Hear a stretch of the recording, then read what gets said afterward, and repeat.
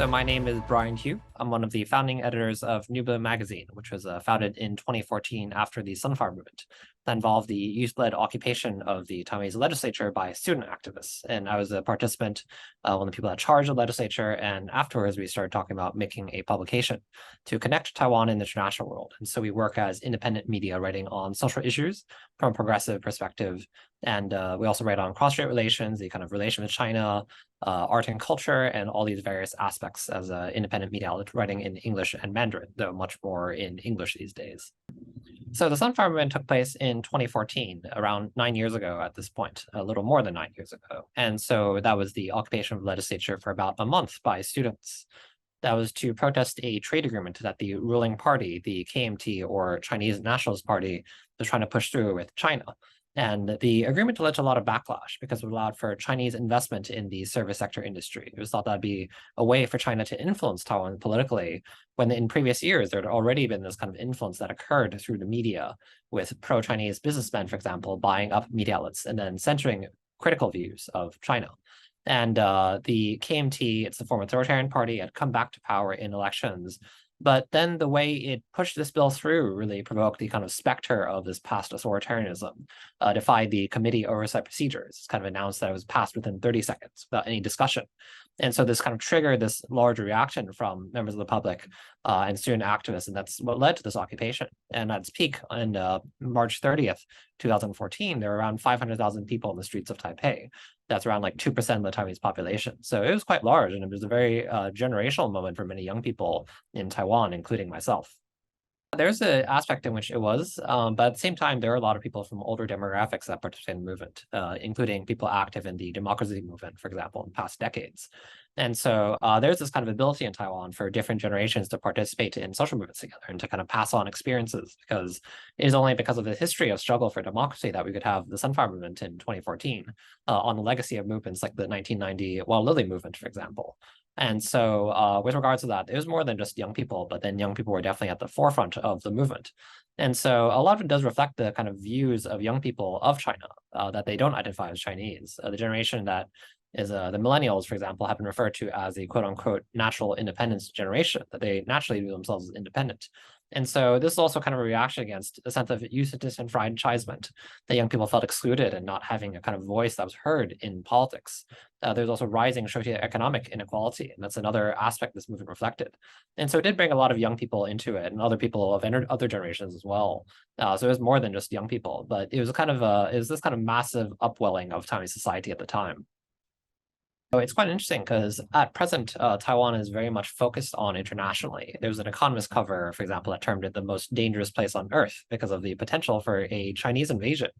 But a decade ago, or around a decade ago, there was actually not as much focus on Taiwan. There was a lot of kind of overshadowing by China, which is, of course, much larger politically and economically in that sense than Taiwan. And so at the time of the Sunflower Movement, there was not a lot of coverage of it. It was overshadowed by the Malaysian flight that disappeared that month. Even later that year, with the outbreak of the umbrella movement in Hong Kong, there's much more focus on that, because Hong Kong, there's just much more international media and just it's an international finance hub. Those are things that Taiwan is not. And so that's kind of what led us to wanting to really communicate with the international world with this publication. But then we also felt there's a need to kind of intercede in the media discourse, which, you know, is often dominated in English, at least, but also Mandarin, by kind of pro-Beijing perspectives. And there are many large events in Taiwan that were just being left out of the narrative as though it had never happened. And so there was a real need for independent media in those years. And so out of that context, we came into being as an organization. It's been 9 years, and many organizations kind of came to being around that time, and many have since faded, but we're still around all this time later. But there was a wave of media outlets, for example, that kind of emerged in the wake of the Sunflower Movement, and some of them are still with us. I mean, we do real shows as a kind of activist media, as independent media, as filling in the perspectives that mainstream media does not, because of its, for example, its own interests in certain fields, or because of who funds it and that kind of thing. And so we try to avoid that. We have our own clear perspective, but we believe that it is best to be honest about our perspectives. Because what we saw with these kind of pro-China media outlets, for example, is that they would act as though they're very objective and that it's all just objective news. But in reality, they had an agenda, which was to push for more positive views of China, even if that meant covering up the negative aspects. As for ourselves, I mean, we report on news objectively. We do write on just what happens. It's facts, and we don't make up information, for example. We do live in an age of misinformation and disinformation. But then we believe that we do have a more pro-sovereignty perspective and we are more progressive. And so we are open about those views and we believe that is objectivity. Because you always do have some kind of subjective viewpoint at the end of the day. But even when you're writing objective news, that kind of can filter into it to various extents. But we believe that being honest about it and keeping to the facts while acknowledging that we have our own perspective, that's the way forward. So we have a physical space in Wanhua, Taipei, and we've been running physical spaces for about 3 years. We started off in one location, and then after that folded, we moved to another location. So we're on our second physical space. It's called a Daybreak Poxiao Cafe, or Daybreak Cafe. And we do events there weekly or sometimes twice or 3 times a week, oftentimes reading groups, panel discussions, kind of salon-style discussions, also art and culture events, exhibitions or performances. And that was out of a belief that there's a kind of need for also dialogue that was not just online, because sometimes when you're running a media outlet for so many years online, it just feels like you kind of not always sure who you're talking to. And so having a physical space in which people can interact and build a community, and hopefully that community will be able to mobilize and accomplish things in the future. That's the aim. We've been doing it around 3 years now, a little more than 3 years, I believe. And so that was actually also something that came to being during COVID, in which Taiwan went for a year without lockdowns, but we felt that it was more necessary than ever to have physical space in an age in which a lot of things were shifting online and so forth.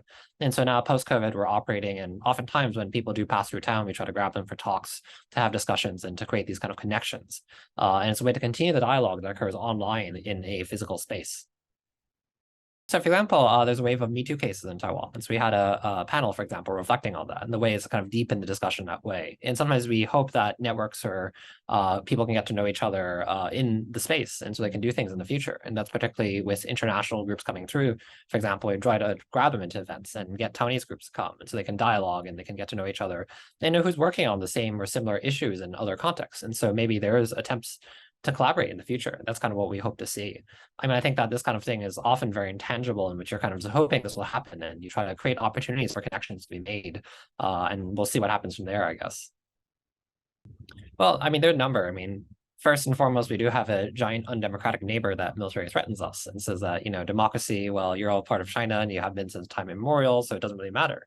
There's that. But there are also forces locally that sometimes take for granted Taiwanese democracy, because I think what one sees in the region is this kind of democratic backsliding, in which oftentimes you'll have, let's say, the granddaughters of former dictators being, or grandchildren and grandsons of former dictators being kind of elected. And there's kind of this nostalgia for the past that has really come to the fore in some places. And that leads to democratic backsliding, political killings, military coups, and so forth. And Taiwan has, of course, avoided that because it is democracy domestically. But there are people in Taiwan that don't take this seriously or take it for granted. And the former authoritarian period is then looked back as a time of greater order, a time of nostalgia in that sense, in which economically it was prosperous, but you have all this messy stuff to do with democracy, all this fighting and conflict in society and so forth. But that's also why I think some people really gravitate towards China, seeing that as a kind of alternative or something can allow for this imposition of social order as it was in the past. And so I think that is the challenge, really. And also, as with other places in the world, young people don't always have a great situation in which, there's an inability to afford housing, low salaries, and long working hours. And that also deteriorates a democracy. And China, in turn, will frame itself, for example, as a large market that you can make your economic successes off of. And so who cares about this whole democracy thing if you can go there and make profit, for example? I think that's the thing. It's the attempt is to make people realize what they have. Because I think people often lose democracy if they take it for granted and allow for the erosion of democratic institutions. And so I think particularly movements like the Sunflower Movement are an opportunity to remind people of that. And I think a lot of the work we do in media also goes to drive home that point. I mean, democracy is messy. It's very messy. I mean, Taiwanese legislature, they're literally fighting in the legislature. It's something that Taiwan is quite well known for, that the legislators will literally be throwing punches at each other there. And so people look at that and just think it's chaotic and it's messy and it's slow. But I mean, the alternative is China, which is then it's a top-down authoritarian system in which you cannot just say what you want to say, and the red line for politics is always changing. Because I think that people sometimes do imagine that as long as you keep your head down in such a society, things will be more orderly and more efficient and so forth. But in reality, it's always changing. I mean, Taiwan legalized gay marriage, for example, but then in the meantime, China is cracking down on representations of feminine men, quote unquote. And you have various arbitrary things being kind of banned, like time travel narratives and all that. And it's not clear why the government finds that threatening. But it's an example of where the red line is always changing, and authoritarianism is quite arbitrary in that respect. And so I think that's something to really drive the point home of. It can be challenging because the referendum act, the benchmark to hold a referendum was lowered. That makes it much easier for this to occur. And this was actually one of the demands of the sunfire movement as well. Just a lot of the post-sunfire activists called for this because it was a way seen as a way to resolve a lot of these long-standing issues in Taiwanese politics, because the legislature was kind of not seen as an efficient way to do this, or the KMT, the former authoritarian party, was in control of the legislature. And so you want to kind of get around that, return power to the people.